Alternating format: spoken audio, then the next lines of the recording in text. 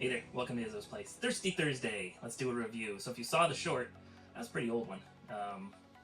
It just got lost in the shuffle. I had a couple that got lost completely, data corrupted. That was the oldest one I could find, and so I wanted to get it out of the way before I got too much older than the person in the neck pour. But if you saw the neck pour, we did the Michter's rye. It's just the normal rye. It's not anything special. It's not the toasted barrel. It's not the barrel strength. I'm not even drinking anything yet. I'm coughing. Thank you to Editing Izzo for getting rid of it. But it's not, it doesn't have a whole lot of proof. It's 42.4% alcohol by volume, which translates to 84.8 proof. It is a single barrel. And I believe all the Michter stuff is single barrels. I'm pretty sure. Take a quick glance. Because I should have a regular bourbon and maybe the sour mash in here.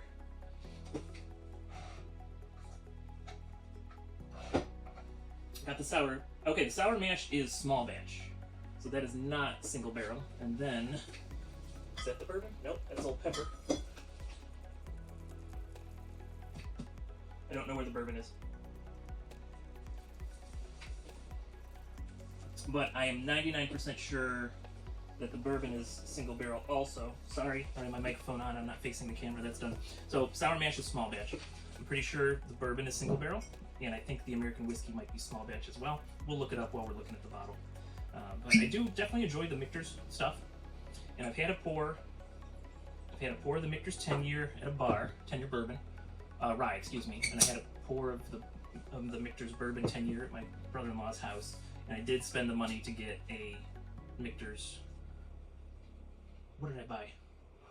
I can't remember if I bought the toasted rye or the barrel strength. It's in Florida, so I'll have to update you. But I've enjoyed all of them, and actually even just now, just opening this up, nice smell kind of wafted from the bottle in the glass, so that's always a good sign. It has been sitting here a while. They're going for about $45 a piece, I believe. We'll double check that in a little bit. But let's go ahead and do one nosing, one taste, and then we'll read over the bottle. We'll check out the website. Actually, I drove past Michter's Sunday, 2 days ago. Let's see. Because it's Wednesday when I'm recording this. So 3 days ago from when I recorded it, 4 days ago from when you're watching it, or more if you didn't watch it on the Thirsty Thursday that it was released. But I drove past, I was going to see if they had any special releases, and they must have. And parking wasn't convenient, and the line out the building was really long, and I'm like, not today. That'll be for another trip. I just needed to get home. And so all right, let's go ahead. We'll nose it, we'll taste it, we'll learn a little bit about it, and then we'll... Ooh, 2 coughs that I gotta edit out.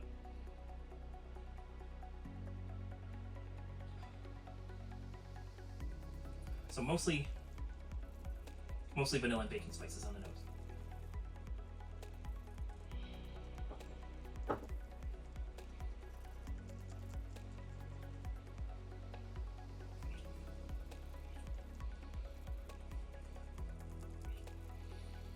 Kind of the same on the palate. There's vanilla, there's baking spice, but there's a little bit of toast, a little barrel char, a little toasted marshmallow on the palate. Tiny little bit of a hug, so that's good to see, because I wasn't getting hugs on a couple things I was trying the other day, and I'm like, oh great, am I just so accustomed to it I never get the hug again? But this is very low proof, and it is my first pour of the day, but I've got myself a little bit of a Kentucky hug. Alright, let's go ahead and check out the bottle.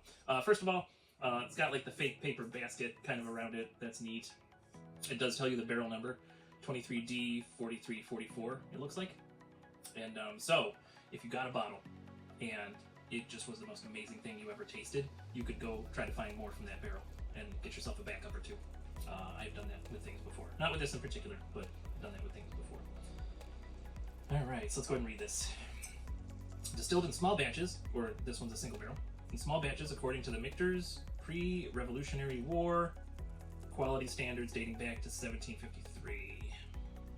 Kentucky straight rye whiskey, 42.4 alcohol by volume, or 84.8 proof, as we talked about. Ooh, this is back when I was writing notes. So on the nose initially, rye grains and cherry. I got cherry the first time. I didn't get cherry today. On the palate,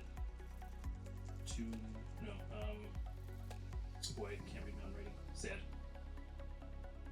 I did have spicy as the finish, and that kind of jives with what just happened to me. Boy, I wish I could read my writing. That's really sad. I should probably do that kind of stuff electronically. I do have an app that I use called Only Drams. SLB Drinks Trenton. He is the instigator behind it, and so you can go on there. You can find Izzo's place, which covers the speakeasy. You can find Izzo's Florida place, which has my collection down in Florida. And I will make sure that I start putting notes into Only Drams, so you can start seeing. Excuse me, we'll edit that out too. So you can start seeing. You have a place to go where you can go back and look at something I've tasted without having to go through the whole YouTube catalog to find it. All right, let's go and read the back label. U.S. Star 1 Single Barrel Kentucky Straight Rye. We are proud to offer you our single barrel straight rye whiskey. In the Michter's tradition, hailing from one of America's first distilleries, this whiskey is made from highest quality American rye and matured in a hand-selected charred white oak barrel. It is then further mellowed by our signature filtration. So Michter's evidently chill. Well, they don't say. Well, it doesn't say non-chill filtered on here, so they probably chill filtered. And so it's a cold filter. If they do it like Tennessee, it's like a sugar maple charcoal that they filter it through. I don't know for certain. Maybe we'll look at the website and see if we can find out some more information on that filtering process. But that's the deal there. That's the deal there. Let me just check on something.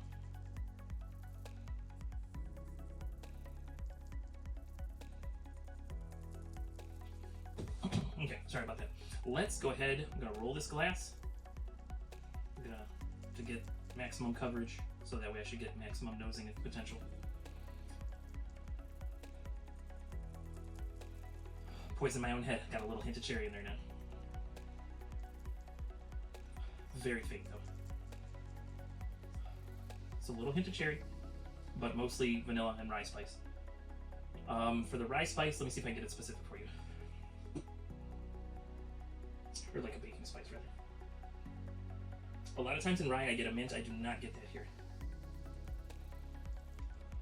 I'm not getting anything more specific. It's just generic baking spice. Vanilla, tiniest hint of cherry. A little bit of oak presence.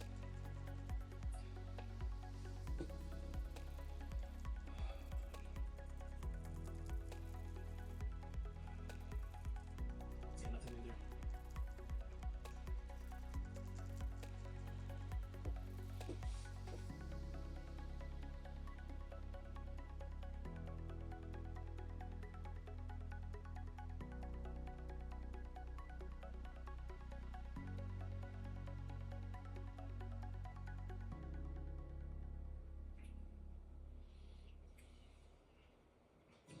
The finish down the throat, all spicy, definitely.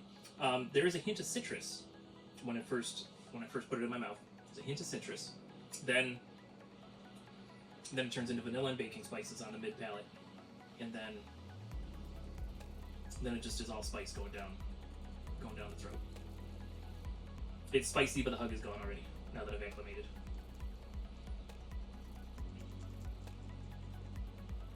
But we can never leave it at 2. Definitely don't trust your first sip. I don't usually trust my second sip. Well, and a lot of times I get weird things on the second sip. This time it was pretty normal. It's that third sip where you get the sweet spot, and then the fourth and fifth and sixth. Getting a hint of grain. Maybe it's the rye grain, because it's not like my Irish whiskey note where I think I'm standing in a wheat field. I definitely get a touch of grain, like almost toasted. So maybe like, oh, so it's like toasted rye bread. That's what I'm getting. That's neat. And even the baking spices work with that. So I'm getting toasted rye bread with just a hint of vanilla on the palate. I really need to take the time to hang some cabinets in here. You should see all the stupid whiskey on the floor. Yeah, interesting rye bread. The cherries are gone from that second nosing. So I guess cherries was my unusual note from the second nosing.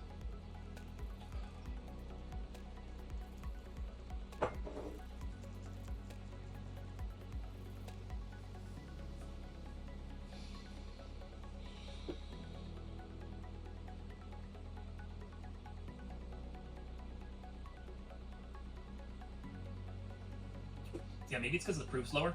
Can't identify the spices in the palate or the finish. All I can say is spicy. It's got a pretty long finish, especially for how low the proof is. It's got a pretty long finish.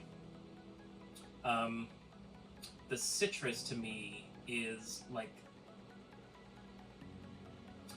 the lemon juice you would buy, or the lemon or lime juice you would buy in like the little plastic squeeze things, you know, when you don't have the time or energy or money for real fruit and squeezing real fruit. So it's like those little plastic containers of juice, just a blast of it. Then it's vanilla and spices, baking spices on the mid, and then it's all spice on the back end. Nice long finish. It's a good pour. I bet this would make a wonderful cocktail. And at $45, you don't have to feel too bad about turning something like that into a cocktail. But it's also pretty good just for drinking, just for sipping it neat. Let's go ahead and look at their website a little bit.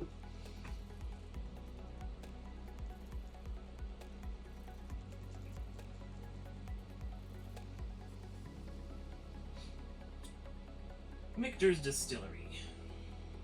Their tours were all sold out on Sunday. If I had gotten a tour, I would have taken the time to find parking and gone in. Apparently, according to Drinks International, Michter's was the 2023 most admired whiskey in the world.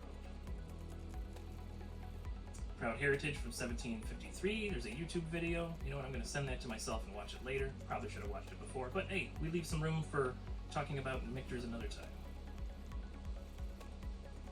Alright, well, I wasn't able to share it with myself, but I was able to open it in another tab, so we'll just do it. Offering the greatest American whiskey. Michter's is proud to honor a historical legacy tracing back to the founding of America's first whiskey company in 1753.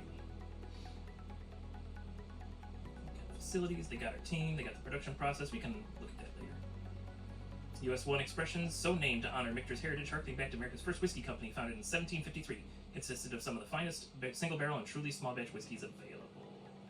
So they got the bourbon, they got the sour mash. Oh yeah, let's go back and look at this. Okay, so I was wrong. The bourbon is small batch, the sour mash is small batch. The straight rye is single barrel, and the American whiskey is small batch. Those are those four main ones that you can find in most markets. Should be around $45 retail. All right, let's tap on the rye. Let's see if they give us any other information. Buy now. I already have one. Thanks anyway. Renowned for rye, America's oldest whiskey variety, since the earliest days of our history, we take the production of Michter's US 1 Kentucky Straight Rye extremely seriously. Our Michter's US 1 Kentucky Straight Rye is made from select American rye grain that is sheared to maximize the extraction flavor from the grain. Interesting. Ideal neat or in cocktails. Yeah, I agree. Every bottle comes from a single barrel. A unique attribute reflecting our extraordinary commitment to offering Kentucky Straight Rye whiskey the absolute highest quality at every level of the Michter's range. Michter's US 1 Kentucky Straight Rye is also available with personalized Fort Nelson select labeling at Michter's Fort Nelson Distillery. Cool. Tasting notes: spicy with peppery notes, citrus, butterscotch, oak. Okay, got pretty close on some of that stuff. The butterscotch must have translated to vanilla for me. Didn't get the butterscotch. I'm not super big on butterscotch. I rarely ever eat it, so maybe things that other people taste as butterscotch, I'm tasting as caramel or vanilla. Do I need to read anything else? No, that's good enough.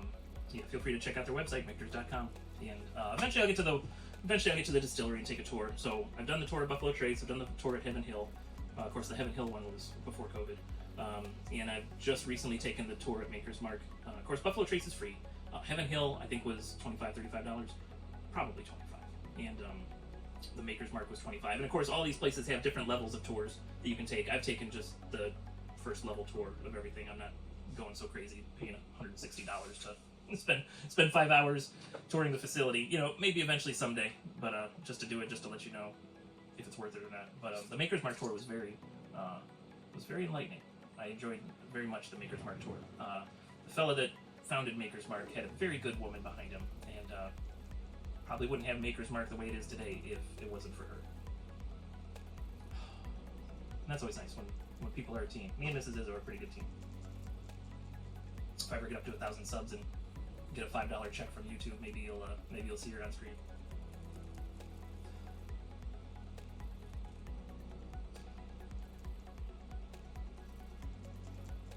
Nothing new on the palate. Just gonna do a final taste and then we'll close this down. Nothing new on the palate.